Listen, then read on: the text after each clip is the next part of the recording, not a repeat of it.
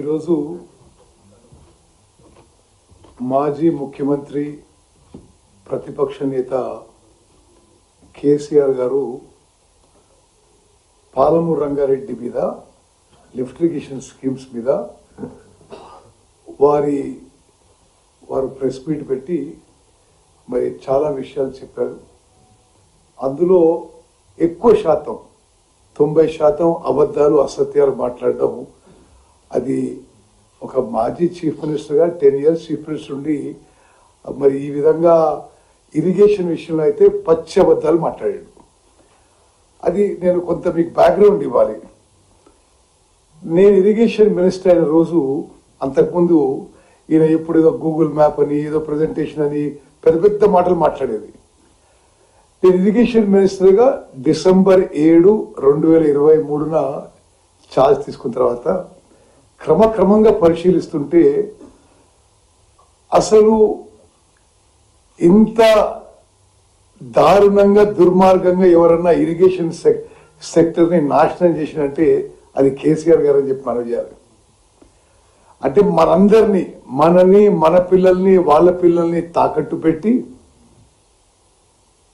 1,00,000 కోట్ల అప్పు తీసుకొచ్చి ఆ వడ్డీ భారం మన మీద పోపి నామమాత్రం ఆయకట్టు వచ్చింది. అది కాకుండా బహుశా ఎవరు కూడా తాను కట్టిన కాళేశ్వరం ప్రాజెక్టు గుండెకాయని వాళ్లే వర్ణించారు. ఆ బ్యారేజెస్ కూలిపోయినాయి.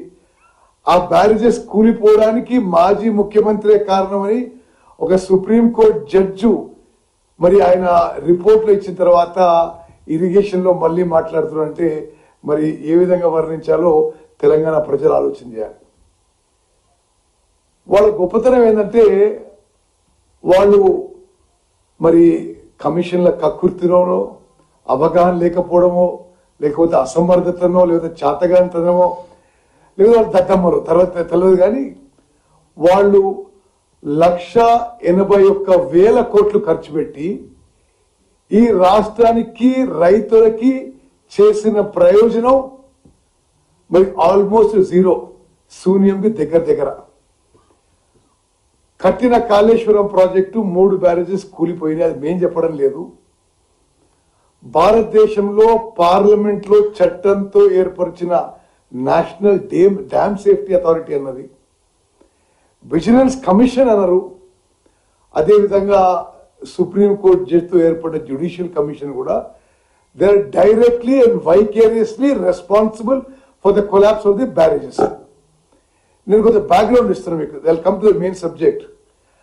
వాళ్ళ ఇరిగేషన్ మొత్తం కూడా ఆ రోజు మరి ముఖ్యమంత్రిగా, ఇరిగేషన్ మంత్రిగా, ఆర్థిక మంత్రిగా అన్ని ఆయన్ని వివరించాడు. కాబట్టి ఆ విషయాల్లో ఒకసారి యావత్ తెలంగాణ ప్రజలు అర్థం చేసుకోవాలి.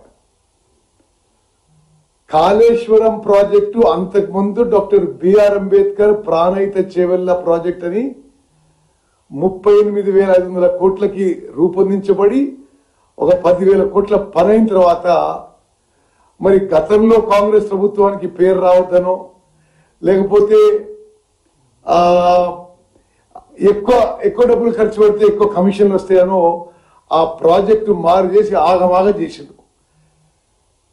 1,00,000 కోట్లు ఖర్చు పెడితే అది కూడా మనందరినీ తాకట్టు పెట్టి అప్పు చేసి తీసుకొచ్చి ఖర్చు పెడితే 1,00,000 ఎకరాలకు కూడా కొత్త ఆయకట్టు ఇవ్వలేదు. అదేవిధంగా ఇది సీతారాం సాగర్ది అంతకుముందున్న Rajiv Dummugudem lift irrigation scheme and Indira Sagar Rudramakota lift irrigation schemes రెండు కూడా మరి అవి అయిన పనులను వదిలేసి అబాండన్ చేసే ప్రాజెక్ట్ ని సీతారామ లిఫ్ట్ ఇరిగేషన్ ప్రాజెక్ట్ ని మొదలుపెట్టిండు.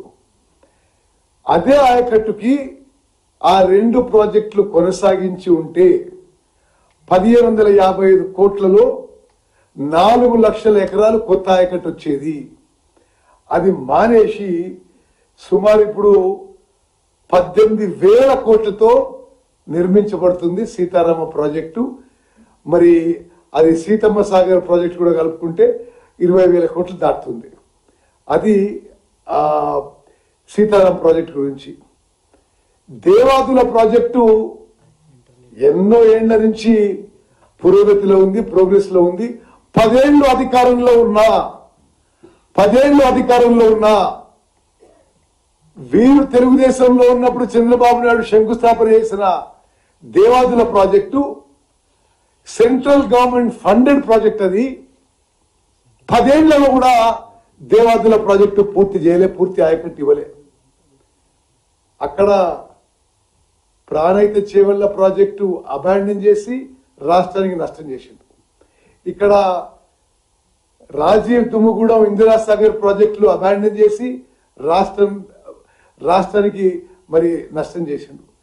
దేవాదుల ప్రాజెక్టు మరి 10 ఏళ్ల పాటు అధికారంలో ఉండి విచ్చలవిడిగా అప్పులు తీసుకొచ్చి లక్షల కోట్ల అప్పులు తీసుకొచ్చి కూడా పూర్తి చేయలేదు.